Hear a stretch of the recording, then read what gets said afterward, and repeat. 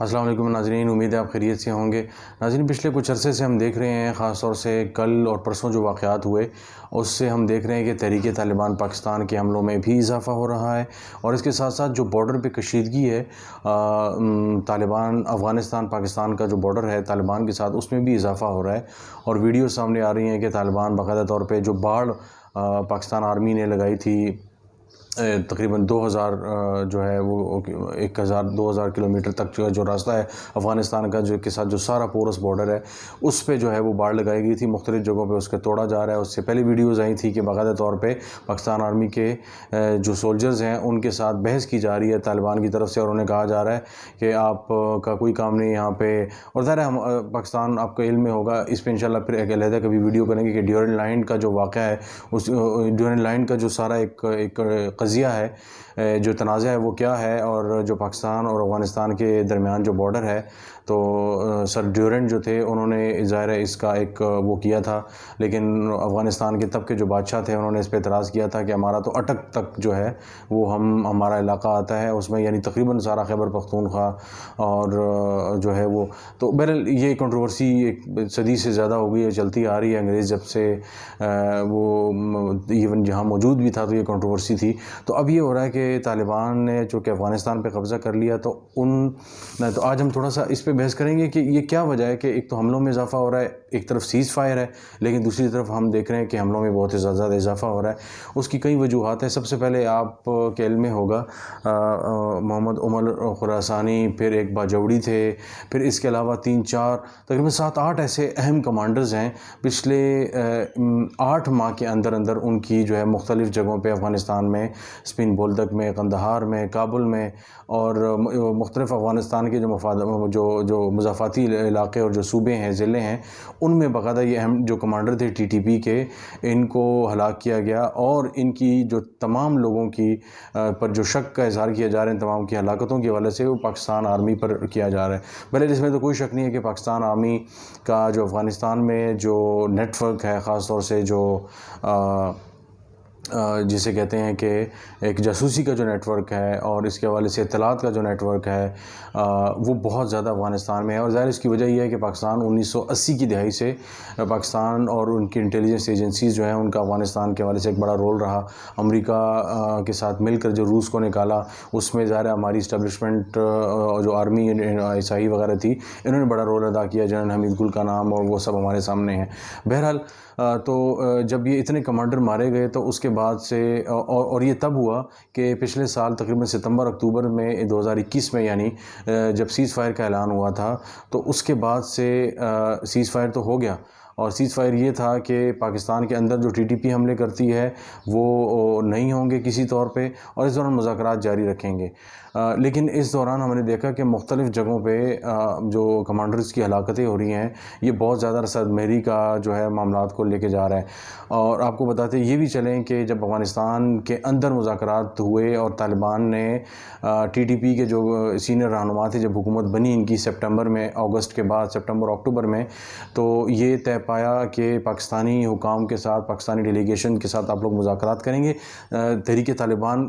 پاکستان کو افغان طالبان نے یہ کہا، لیکن اس کے بعد معاملہ یہ ہوا کہ انہوں نے علیحدہ ہو کے آپس میں تھوڑا سا، انہوں نے کہا ہمیں ذرا ٹائم دیں، وہ علیحدہ ہوئے، انہوں نے آپس میں گپ شپ کی۔ جب انہوں نے گپ شپ کی تو وہ آئے، انہوں نے کہا کہ آپ یہ کہہ رہے ہیں تو ہم آپ کے کہنے پہ یہ مذاکرات کر لیتے ہیں، لیکن ان سے مذاکرات کا ماضی میں ہم نے مذاکرات کیے ہیں اور ان سے کوئی فائدہ نہیں ہوا۔ بہرحال ہم نے ظاہر ہے کہ اس کی ایک ہسٹری ہے، ہم نے دیکھا کہ جو بیت اللہ محسود تھے، پھر اس کے علاوہ نیک محمد جو تھے، اور پھر ایک تفصیل سے کس طرح ان کو ڈرون حملوں میں مارا گیا، اور ایک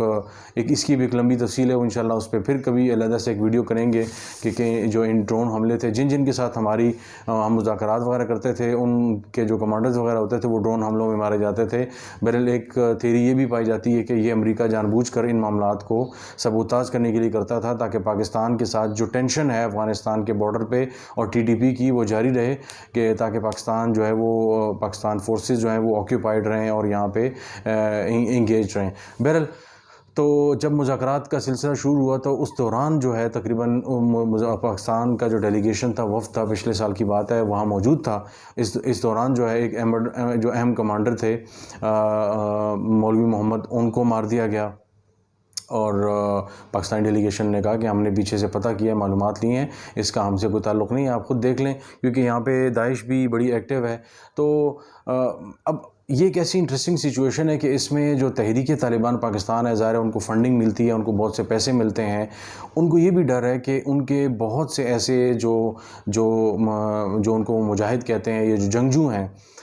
وہ داعش کے ساتھ مل سکتے ہیں، اور اگر وہ داعش کے ساتھ مل جائیں گے تو ان کی جو طاقت ہے، ان کے پاس جو بارگیننگ چپ ہے پاکستانی حکومت کو دباؤ میں ڈالنے کی، پاکستانی اداروں کو دباؤ میں ڈالنے کی، وہ ان کے پاس سے ختم ہو جائے گی، اور وہ جو تمام لوگ ہیں وہ داعش میں شامل ہو سکتے ہیں، اور اس سے ان کی پارٹی خاصی کمزور ہو جائے گی۔ اگر وہ داعش میں شامل ہو جاتے ہیں تو داعش جو ہے وہ طالبان کے ساتھ بھی کچھ ان کے اچھے تعلقات نہیں رہے، اور ہم نے دیکھا ماضی میں کہ باقاعدہ طور پہ بہت سے افغان طالبان اور بہت سے ان کے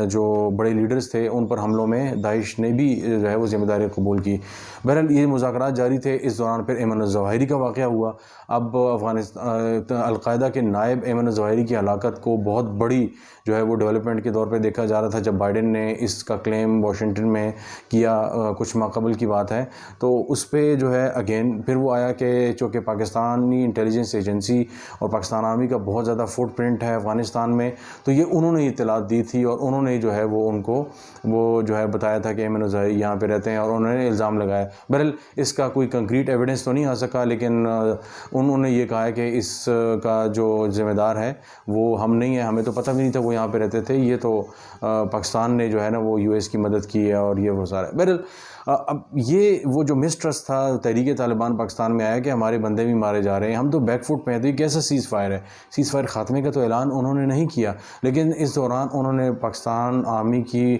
جو فورسز ہیں اور سوات وغیرہ میں ہیں، اپنی جو پیش قدمی ہے اور سوات میں جو اپنی آمد ہے اس کو بڑا واضح کرنا شروع کر دیا، اور ہم نے کل دیکھا کہ تقریباً 7-8 لوگ جو ہے وہ مارے گئے، جس میں امن لشکر کے ایک بڑے اہم جو رہنما تھے ان کو بھی مار دیا گیا، اور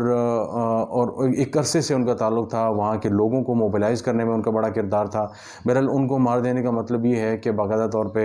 اب آہستہ آہستہ